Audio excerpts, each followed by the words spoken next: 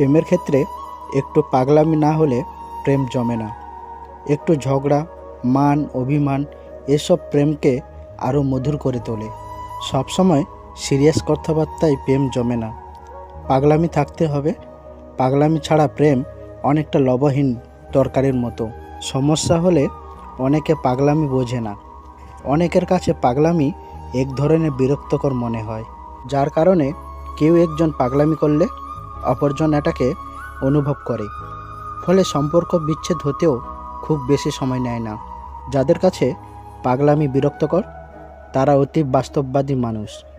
বাস্তববাদী মানুষের প্রেম হয় না, হলেও টিকে না। পাগলামি কি? এটা কিভাবে আসে? পাগলামি হলো আবেগের একটা অংশ। যার ওপর আবেগ কাজ করে তার সাথেই পাগলামি করতে ইচ্ছা জাগে। একটা অপরিচিত বাইরে মানুষের সাথে কেউ পাগলামি করে না। মানুষ পাগলামি করে তার প্রিয় মানুষের সাথে, তবুও কিছু মানুষ এটাকে কেন বিরক্তকর মনে করে তা বুঝি না। অকারণে জেদ করে, ঝগড়া করে, কোনো কারণ ছাড়াই ছোটোখাটো বিষয় নিয়ে অভিমান করে, সিরিয়াস মুহূর্তে ডিস্টার্ব করা, এগুলোই হলো এক ধরনের পাগলামি। যে সম্পর্কে যত বেশি পাগলামি থাকে ঠিক সেই সম্পর্ক ভালোবাসাও ততটাই বেশি থাকে। পাগলামি শব্দের ব্যাখ্যা অনেক। প্রেমিক তো হয় সেই পুরুষ যে তার প্রেমিকার সকল অভিমান, ঢং ও পাগলামিকে সহ্য করতে পারে। প্রেমিকা তো সেই নারী যে নারী তার প্রেমিকের সকল রাগ, সংগ্রামী ও সাহসিকতাকে পিছনে ফেলে হয়ে ওঠা নয়নমণি।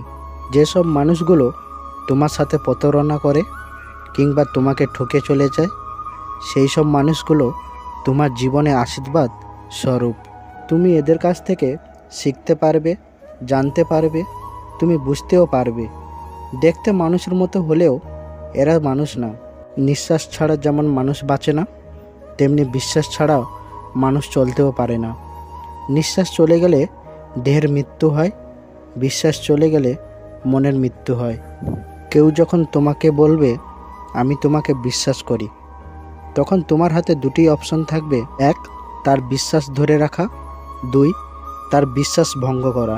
যদি তুমি 2 নাম্বারটা বেছে নাও তাহলে তুমি ঠকে গেছো, সে জিতে গেছে। প্রশ্ন উঠে কিভাবে? হ্যাঁ, কারণ তুমি এমন একজনকে হারালে যে তোমাকে বিশ্বাস করত, আবার তোমাকে সে অন্য রূপেও চিনে নিল। এইটা তার বড় পাওয়া আর তোমার সবচেয়ে বড় লস। আচ্ছা, তুমি কারোর বিশ্বাস ভঙ্গ করার আগে একবারও কি ভেবে দেখেছো এই পৃথিবীতে 750 কোটি মানুষের মধ্যে কয়টা মানুষ তোমাকে বিশ্বাস করে? হাতে গোনা যে কয়টা মানুষ করে তাদেরকেই নিজের দোষে হারিয়ে নিজের আসল রূপটা দেখাচ্ছ। কেউ প্রেম নিবেদন করলে তাকে অপমান করাটা এক ধরনের মূর্খতার পরিচয়। মেয়েদের মতো করে ছেলেরা আয়োজন করে প্রেমে পড়ে না, ছেলেরা প্রেমে পড়ে হুটহাট করে। অনেকের মতো দ্রুত প্রেমে পড়লে নাকি দ্রুত ভুলে যায়, যেটা একদম ভুল ধারণা। বরং ছেলেরা দ্রুত প্রেমে পড়লেও দ্রুত ভুলতে পারে না, আর মেয়েরা প্রেমে পড়তে সময় নিলেও ভুলতে খুব একটা সময় নেয় না। অধিকাংশ ছেলেরা প্রেমে পড়ে মেয়েদের রূপ দেখে, আর মেয়েরা প্রেমে পড়ে গুণ দেখে। রূপ দেখতে 1 সেকেন্ডও সময় লাগে না, কিন্তু গুণ দেখতে কিছু সময় অবশ্যই লাগে, যার কারণে মেয়েরা প্রেমে পড়ে ধীরে ধীরে। ছেলেরা প্রেমে পড়ে হঠাৎ, আচমকা, ঝড়ের মতো কিংবা ঘুমের ঘোরে খাট থেকে পড়ে যাওয়ার মতো ছেলেদের বৈশিষ্ট্য। এমনিই, এতে কোনো ভুল নেই। তবে একটা মজার বিষয় হলো পৃথিবীর প্রতিটি মানুষের জীবনে একবার হলেও কারোর উপর সত্যিকারভাবে প্রেমে পড়ে, হোক সে ছেলে কিংবা মেয়ে। প্রেমে পড়েনি এমন মানুষ খুঁজে পাওয়া বিরল। তবে এর চেয়েও মজার বিষয় হচ্ছে কেউ কেউ খুব সহজেই তার প্রিয় মানুষকে পেয়ে যায়, আর কেউ কেউ সারা জীবন সাধনা করেও পায় না। প্রেমে পড়াটা অন্যায় না, কাউকে ভালোবাসাটাও দোষের কিছু না। আগে কিংবা পরে মানুষ যখনই প্রেমে পড়ুক না কেন, সেই মুহূর্তটাই হয় সুন্দর।